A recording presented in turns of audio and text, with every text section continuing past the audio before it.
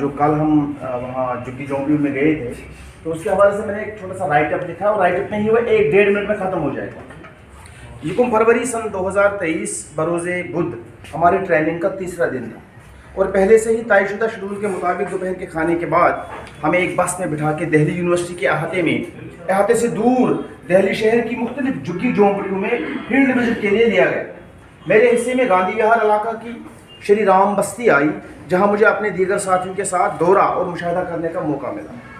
بستی میں پہنچتے ہی سب سے پہلے جھگی جھونپڑیوں پر نظر پڑتے ہی میرے رونگٹے کھڑے ہوئے، اور میری آنکھوں کے سامنے دہلی کے موسم گرما کے تپتے دنوں کا تصور اور جھگی جھونپڑیوں میں رہنے والے لوگوں کی بے بسی ستانے لگی۔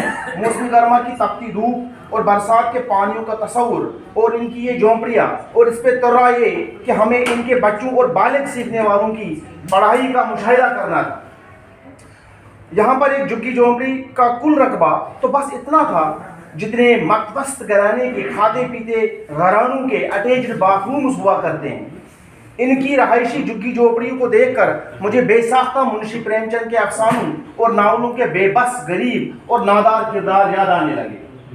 اس بستی میں سب سے پہلے مجھے دلشاد انصاری نامی ایک نوجوان سے بات کرنے کا موقع ملا، جو سیتامڑھی بہار کے سراہی گاؤں کے نواسی ہیں اور اپنے بڑے بھائی کے ساتھ دہلی آئے ہوئے ہیں۔ ان کا بڑا بھائی کام دھندے کے ساتھ وابستہ ہو کر خود کی، دلشاد انصاری کی اور بہار میں اپنے پریوار کے دیگر ساتھیوں کی بھوک مٹانے کی خاطر دن رات ایک کر کے کچھ روپیوں کا بندوبست کر رہا ہے، اور خود دلشاد نہ صرف سکول جاتا ہے بلکہ آگے پڑھنے کی تمنا بھی رکھتا ہے۔ میں نے دلشاد سے اردو حروف تہجی لکھوائے جو اس نے بلا جھجک لکھے، لیکن اپنا نام انگریزی میں تو لکھ پایا لیکن اردو میں نہ لکھ سکا۔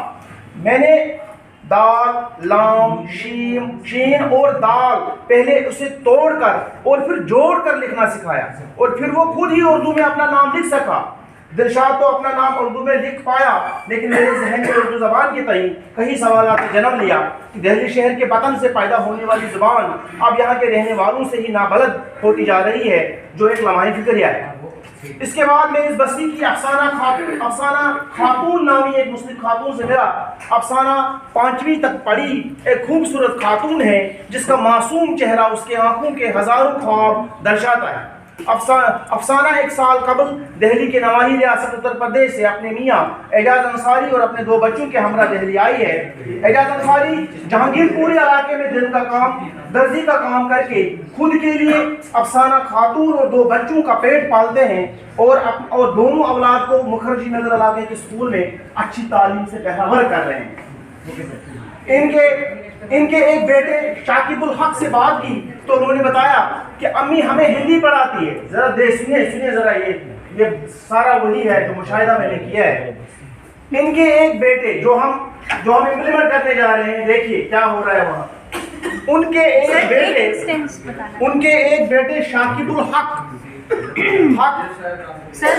سے بات کی تو انہوں نے بتایا، بس 1 منٹ میں ہو جائے گا، کہ امی ہمیں ہندی پڑھاتی ہے، اور ابو رات دیر گئے کام سے لوٹنے کے بعد قرآن پاک کا درس دیتے ہیں اور اردو پڑھاتے ہیں۔ یعنی امی ان کو ہندی پڑھاتی ہے اور ابو ان کو اردو اور قرآن پڑھاتا ہے۔